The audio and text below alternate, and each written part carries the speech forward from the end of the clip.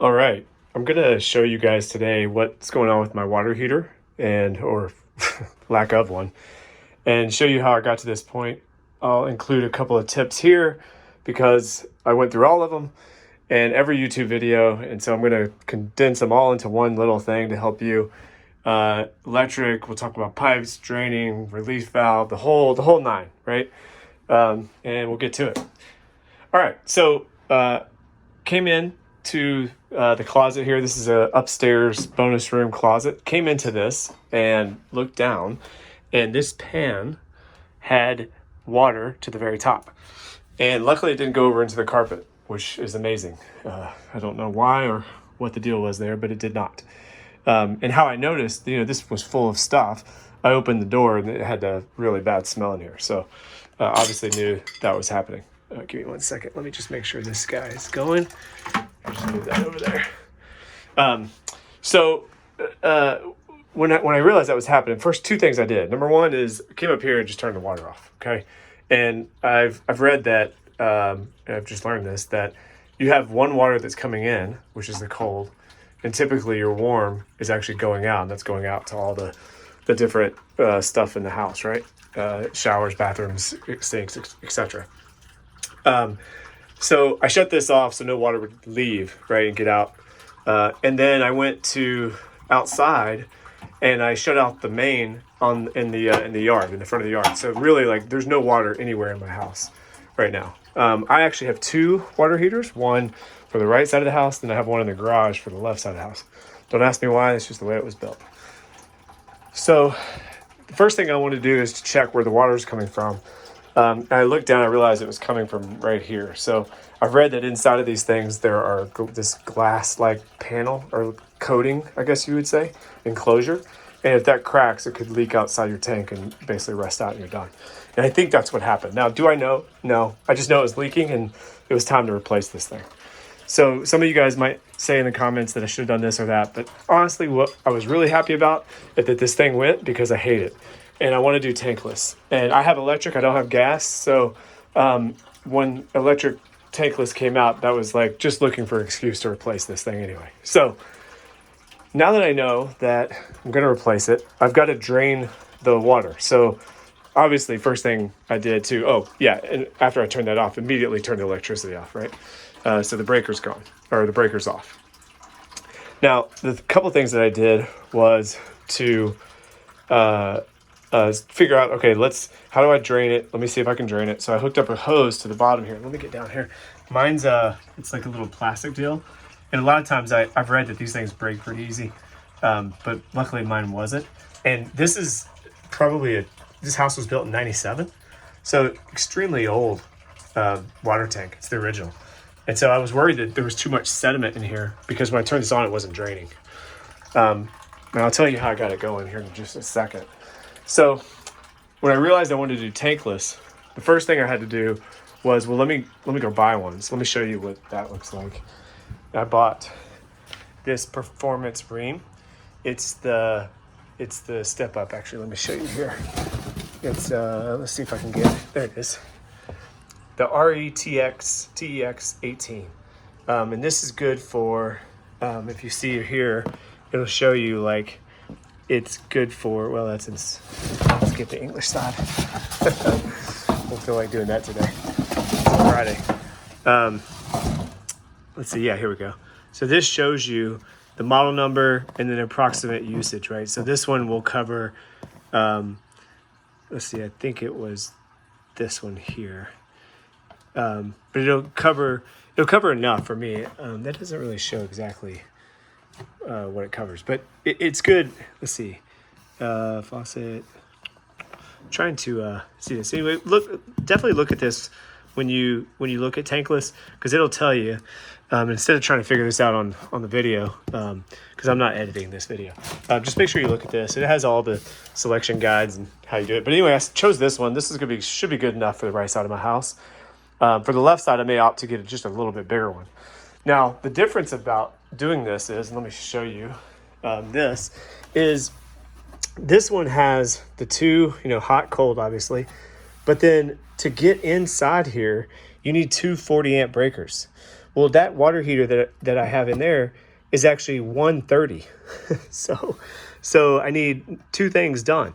I need a bigger panel, or not a panel, a bigger breaker. Sorry, just looking at the water. Need to drain that here in a second. I need a bigger breaker inside the panel, and I need two of them. So instead of 130, I need two 40s, and I'll show you that here in a second. But then also, I need the wire that goes from this here. So you see that red and white, or red and black? I need that wire to be thicker. And so if you'll see this, here, I can't really get back there, but I've already ran it, and video doesn't do it justice, but hopefully you can see that black line right there. That wire is actually the thicker wire, and I'll show you what that looks like. So, you know what? Let me pause this video, and then actually, you know what? We'll just come back upstairs real quick. So that's my time. So let's run down here real quick, and I'll show you the electric panel. So this guy is the new panel. So not only did I have to get more breakers, I actually had to replace this whole panel because I didn't have any spaces left, which is a whole nother nightmare. So this actually cost me a lot of money. I absolutely recommend, though, if you have an old panel, to just get a bigger one. Don't do the sub panel, just get a bigger one, because if you do new stuff, you're going to need one anyway. But they did a really good job of putting this in. And so now I have, let's see, where is it? Up here, I have 240 breakers. And so those two are connected to that black wire that you saw. And it goes, luckily I'm doing construction on my house right now. So it goes in there through the attic, which is up here. And then you can see it goes all the way through here. And then you can see that black line right there. And this goes through all the way, and then that water heater is right there. So in that closet, it's right there. Thank goodness.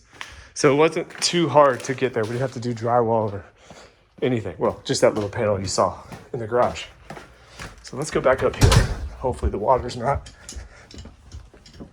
out, spilling over. Let's take a look. We might be, nope, still going, okay. So, all right, so now what do I do to get the water to drain? Well, if you've ever dipped a straw into a glass and you've had your finger on the top and you pull the straw out, the water stays in. That's kind of what was happening here. There was too much pressure being sucked, holding the water in, right? So there was not enough airflow to get it to go out here. Now this is upstairs, remember. So I turned all the faucets on that are connected to this tank, hot water and cold water, to let air go in. But unfortunately, since this is above, it didn't really help. Now, it might help slightly with the airflow, but didn't help in my case. So the next thing I tried was, I was scared to death of this thing. That's the pressure valve. And a lot of times, what happens is these tanks, if the pressure gets too intense, this thing will, and it'll shoot out. And it does that automatically. Now, that scares me, right? So I tried to open this, and this thing it didn't go any further than that. So I couldn't get that to figure that out or get it to work, and I didn't like it anyway. So I tried the next thing, and that is to loosen up these. This is the cold, and this is the hot. And so I just loosened these up, right? And so when I loosened them up, this guy, you could hear air pressure coming out of it, right? So I just slowly, and then I was tapping it with with the pliers, tapping it up, and finally it opened up. And as soon as this opened up, water started flowing into my buckets. So bypassing all the sediment and all that, because that's what I was worried about at first. Now, the second thing you could do, or the fourth, fifth thing, whatever it is you could actually put one of those, I forget, some kind of pump. Shoot, I can't think of the name of the pump, but it's basically a reverse pump, right? I think it's called a transitional pump, maybe, or a transfer pump. I think that's what it is. But anyway, basically what it does is it pushes air back in there and blows out all that sediment to allow water to flow out. So you get one of those washer dryer hookups in the back and just kind of hook that up, and definitely look that up. I didn't have to go that route, thank goodness, but look that up on YouTube if you see it. There's plenty of videos on this. Let me move this water to this one, because we're almost done. And, you know, I bought a smaller hose, so I was going to run it to the bathroom next door, or next to this, because there's literally a bathroom here. But it was still too short. So I just got my Home Depot buckets. And I'm going to drain this. So now I'm going to drain this. I've unhooked these guys right here. I've got the water off at the main, and then I'm going to unhook this.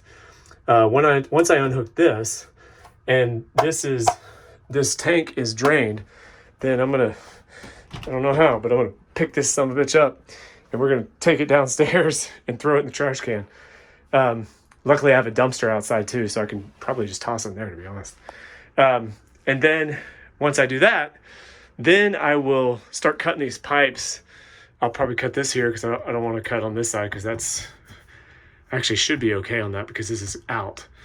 Because really what I'd like to do is go down this wall, like actually down a little bit across over, because that tankless is going to sit right back there, which is going to be pretty nice, because then I got, you know, more space in the closet.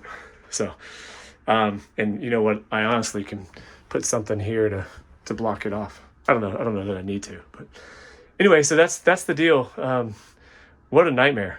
Just a little thing like water tank is leaking has led to me changing out my electrical panel for my entire house, buying a tankless water heater, rewiring, you know, things through the garage and the panel and through the ceiling in the kitchen. And here we are. So hopefully this helps you guys. If not, well, sorry, I tried. Take care. Have a good weekend.